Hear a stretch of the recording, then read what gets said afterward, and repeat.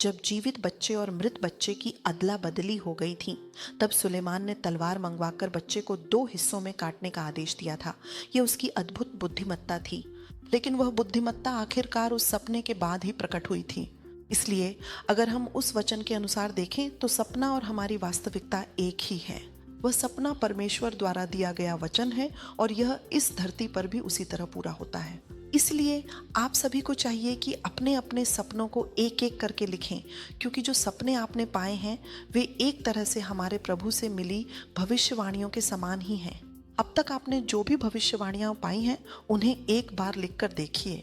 सारी बातों को एक नोटबुक में लिख लें, उन्हें मिलाकर समझें कि मैं कैसा व्यक्ति हूँ, मैं किस योजना के साथ जन्मा हूँ। इन सब बातों को समग्र रूप से जंगली करें और उसमें सबसे महत्वपूर्ण बात को पहचानें। उस महत्वपूर्ण बात को लेकर आप यह संकल्प लें कि अगले साल मैं इसे अमल में लाऊंगा। जब आप मन में संकल्प कर लेते हैं तो उसके बाद अगला कदम क्या होता है?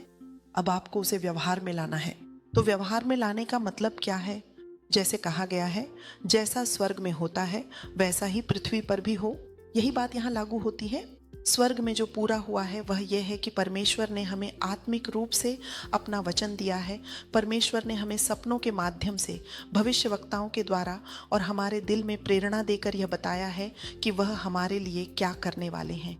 स्वर्ग से जो कुछ हमें मिला है वह इस धरती पर तब पूरा होता है जब हम उसे अपने कर्मों में उतारते हैं।